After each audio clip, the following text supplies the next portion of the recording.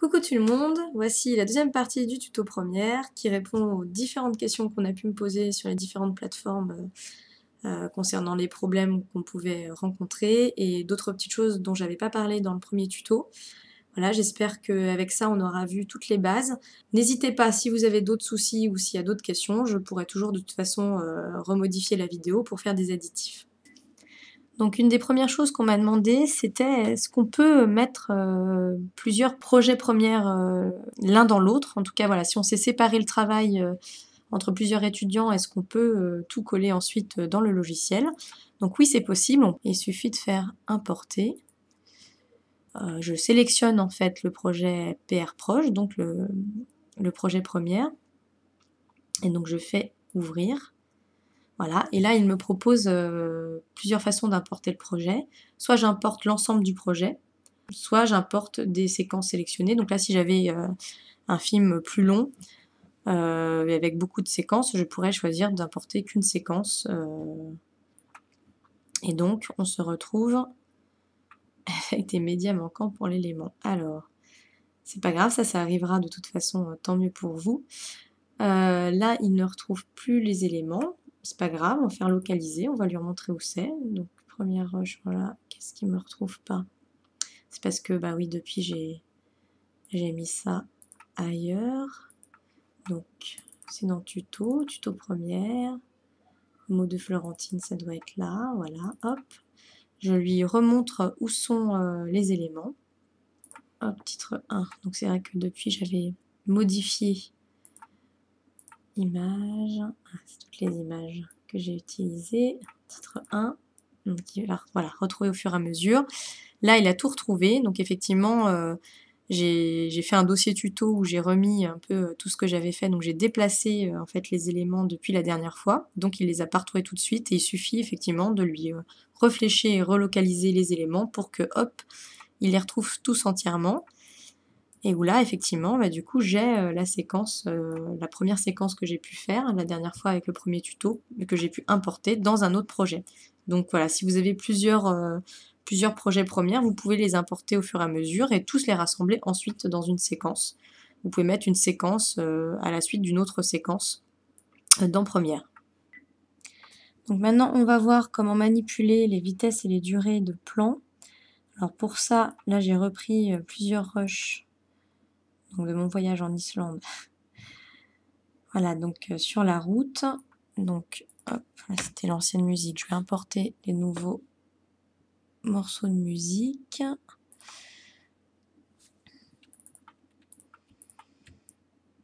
Voilà, donc j'importe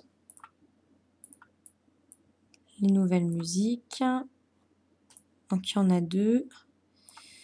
Voilà, il y en a une qui est beaucoup plus longue que l'autre. Alors pour les écouter, là je les ai mis toutes les deux dans la timeline. Si je lance la timeline maintenant, ça va faire une horrible cacophonie, puisque les deux morceaux sont joués en même temps. Donc ce que je peux faire, c'est mettre une des pistes en solo. Donc c'est-à-dire que si je clique là, en fait, on va écouter que cette piste-là. Ce qui est très pratique. Et là, la deuxième, hop.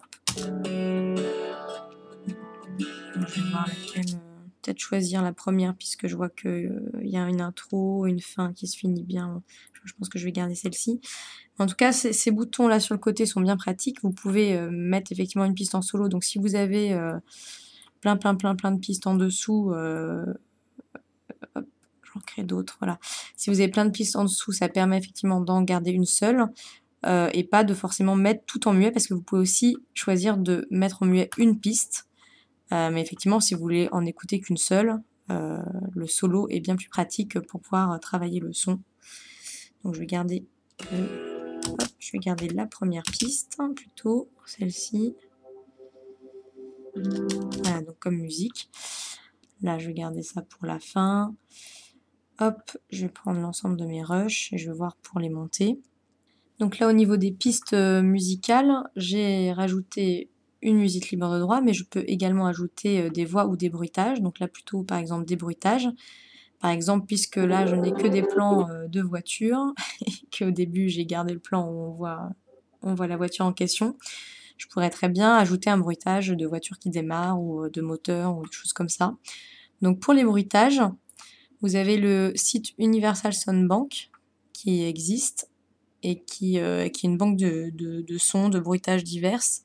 Pareil, libre de droit en Creative Commons que vous pouvez télécharger. On peut, alors donc du coup on va aller plutôt dans la barre de recherche qui est là. Donc pardon, je vais taper voiture. Voilà, et donc ici, donc là on a il y a quand même des pubs hein, sur ce site, normal. Mais ici j'ai ce qui correspond à dans Universal Sound Bank les voitures, donc mouvement de voiture, voilà. Voilà, par exemple. Une fois que je l'ai écouté ici, il faut juste que je la retrouve, hein, voilà, en bas, que je fasse clic droit, enregistrer la cible du lien sous, et que je renomme le MP3 parce que voilà, 7211 c'est pas très parlant, donc c'est comme vos rushs, hein, il faut bien tout renommer. Donc, voiture, enregistrer. Je vais le récupérer dans mes téléchargements et je le mets avec mon dossier. Je vais le mettre dans musique, voilà, hop, et je l'importe ensuite dans mes audios, dans Première, voiture, et on va le caler, hop, au début. Alors maintenant, il va falloir qu'on voit au niveau du timing, comment ça se passe.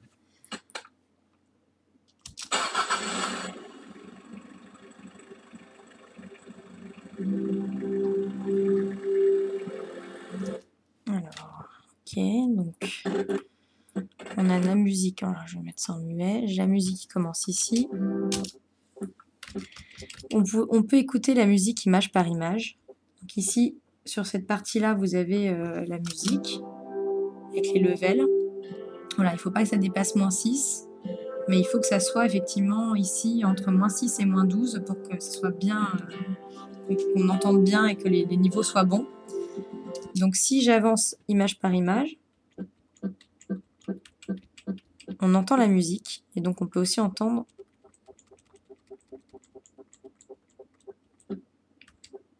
voilà, là où ça accroche, là où le temps commence et là où par exemple on aimerait que notre prochain plan commence. Voilà. Et on va en caler quelques-uns comme ça. Voilà. Tous les autres rushs, je vais les mettre un peu plus loin. Alors là, ce que je fais, il y a quelque chose de plus facile parce que là, je les sélectionne tous pour les mettre un peu plus loin. Ce que vous pouvez faire aussi, c'est tous les sélectionner, faire clic droit et faire associer, auquel cas, hop, si je les sélectionne, ils sont tous pris sans avoir à tous les prendre. Voilà, je les ai associés, hop, je les mets plus loin, on verra ça plus tard. Je vais déjà m'occuper du début. Donc là, j'ai calé les rushs sur du son. Voilà, c'était des coupes que j'avais faites, donc je peux les allonger puisque, a priori, j'ai les plans qui se suivent. Hein. Voilà, à chaque fois. Hop. Ok. Et là, hop, concernant celui-ci, est-ce que j'avais vraiment... Non, là, j'avais... On passe à un autre plan. Donc là, je peux pas... Enfin, en tout cas, si j'allonge, je passe dans cette vidéo, je passe à un autre plan. Mais voilà, j'ai besoin d'avoir 4 images en plus. Donc, je vais avoir besoin de toucher la vitesse et la durée de ce plan pour que ça enchaîne bien avec le reste. Donc, pour ça, je vais faire clic droit, vitesse durée. Et ici, donc, on voit que le plan actuellement dure 4 secondes 17. Du coup, je vais demander 4 secondes 21. OK. Et il me rajoute 4 images. Ça veut dire que sur l'ensemble de la vidéo, Première va doubler 4 images de façon aléatoire. Donc là, c'est très peu, donc ça va pas se voir. Voilà, par exemple, on va voir ça tout de suite. On va peut-être mettre une petite transition vidéo au début. Un fondu au noir. Voilà.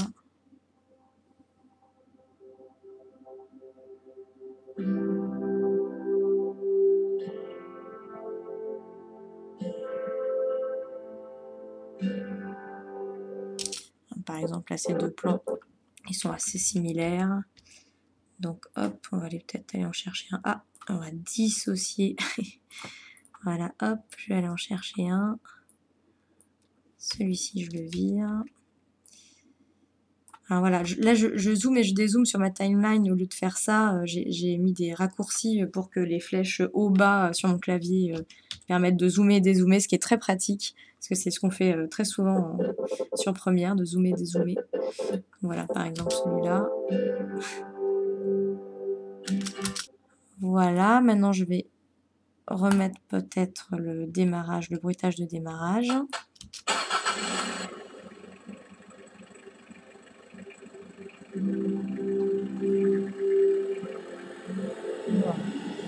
Oui, qui est du coup un peu fort. Alors, on va peut-être, voilà, le raccourcir, lui mettre une transition audio. Voilà, et on va aussi baisser son level, parce qu'il est assez fort par rapport à la musique. Donc pour ça, je vais aller dans mes options d'effets. Donc là, les options d'effets sont cachées, donc attention, il y a les petites flèches. Vous pouvez toujours accéder aux options d'effets, même quand vous ne les voyez pas. Donc je clique sur mon élément. Dans options d'effets, c'est toujours les paramètres qu'on doit changer. Moins 12. Hop.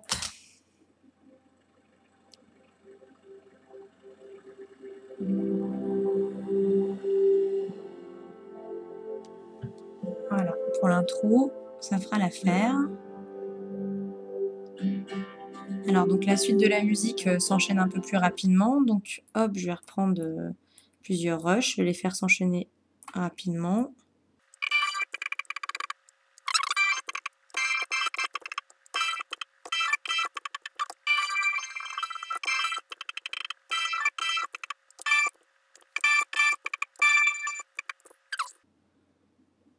Etc. Donc, par exemple, voilà, là cette partie-là est un peu plus longue. Si je veux que ce rush dure un peu plus longtemps, donc là c'est pas 4 images comme ce que j'avais auparavant, c'est au moins 2 fois plus long, ce qui fait que dans vitesse durée, je vais lui demander que le plan soit à 50%. Donc vous allez voir, ça ralentit, ça passe encore, hein, on peut, enfin voilà, si on filme en 25 images secondes, on peut ralentir et faire 2 fois plus lent. Mais vous allez voir, attention, si vous demandez 20%, 10%, enfin si vous ralentissez trop, ça va finir par saccader, il n'y a pas assez d'images par seconde. Si on filmait à 60 images secondes, on pourrait ralentir autant. Là, c'est pas le cas, donc à 50%, ça ralentit, ça passe, voilà. Maintenant, si je duplique, voilà, si je duplique le rush pour vous montrer et que je le mets, par exemple, à 10%, pour que vous vous rendiez compte, voilà, et à un moment donné, hein, ça va galérer.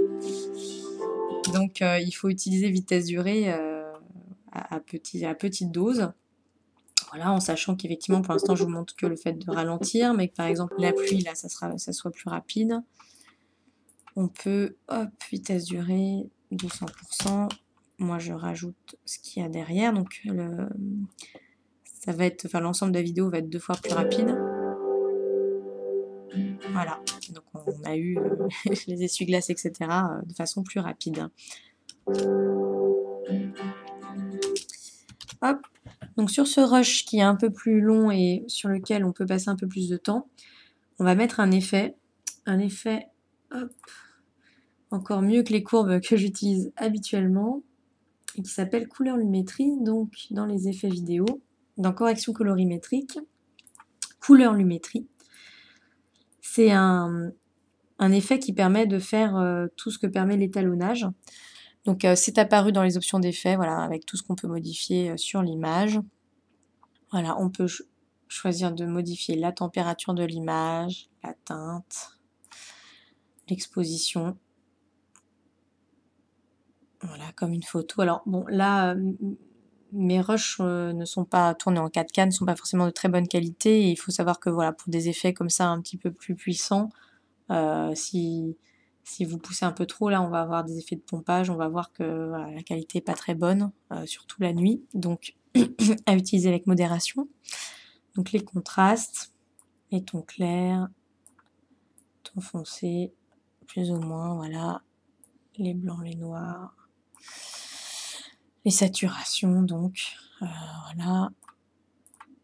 Et on peut avoir, on a des décolorations, on peut avoir des choses en termes de netteté, de piqué, de vibrance. Et on a différents looks, alors c'est-à-dire que vous pouvez choisir différentes pellicules ou différents effets, un peu comme ce que vous pouvez avoir sur Instagram. Par exemple, voilà, pas mal en termes de photos. Et on va regarder ce que ça donne.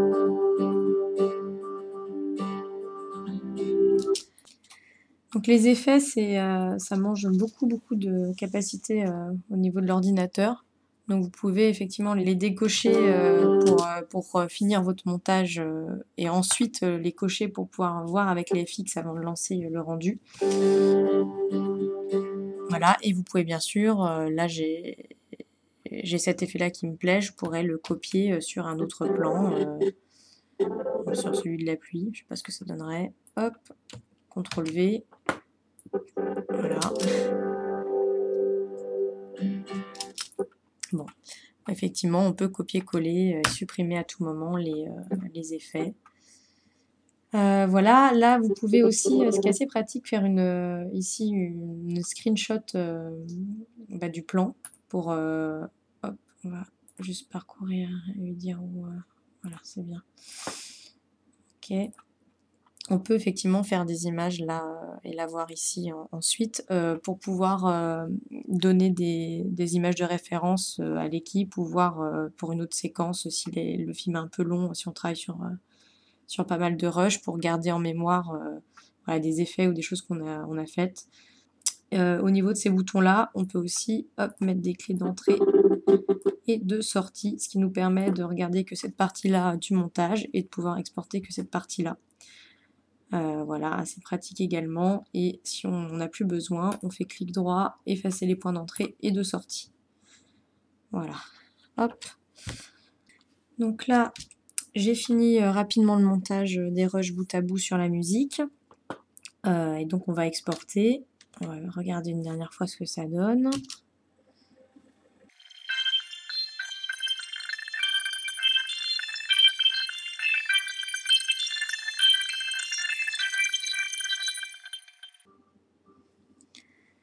Voilà, donc on met les paramètres hop de sortie ici. Les paramètres d'entrée, ok. Et donc on va faire fichier exporté. Hop, j'aurais même on sélectionne bien hop, notre séquence.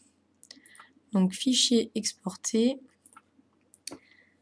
média. Et donc là, alors l'idéal, c'est de faire le conteneur QuickTime. Donc le conteneur QuickTime vous fera un point move. Et en fait, le conteneur QuickTime peut avoir une multitude de codecs. Actuellement, les meilleurs codecs pour une bonne sortie cinéma, c'est le ProRes. Bon, moi, il se trouve que là, sur mon ordi, actuellement, je n'ai pas beaucoup de codecs. Voilà, je n'ai ni le ProRes, ni d'ailleurs le H264 via QuickTime, bon, qui sont les deux codecs qu'on utilise le plus souvent. Donc ProRes pour des bons exports cinéma et H264 pour plutôt des exports web. Bon, bah, c'est un problème. Si vous n'avez pas sur votre bécane, il faut mettre à jour les codecs. Je sais pas, je les ai sur After Effects, mais là, je ne sais pas pourquoi sur Premiere, enfin je mène l'enquête, il n'y a pas. Mais voilà, si possible du point move. Ensuite, si vous êtes sûr que vous voulez une vidéo allégée et sur internet, vous pouvez directement passer en H264. Mais là, attention parce que la qualité peut être moins bonne. D'ailleurs là, je sélectionne H264. Oui, ouais, on va paramétrer un petit peu. Et voilà, si je reviens sur du H264, on fait correspondance à la source pour pouvoir garder, hop, par exemple en source et en sortie, les mêmes paramètres. Donc 1901 sur 1080, 25 images secondes, progressif, pixels carrés, comme d'habitude. Rendu à la résolution maximale. On va faire deux passages à 50, voilà, 507 MO. Utiliser la qualité de rendu maximale. Et exporter, on va juste vérifier. Ouais, on va exporter ça, un test. Dans mon dossier. Ok, exporter. Alors on va attendre que les deux passes se fassent. On va vérifier et donc c'est bon, ça me fera un point MP4. Donc compressé pour le web, voilà, pour des petits envois via internet.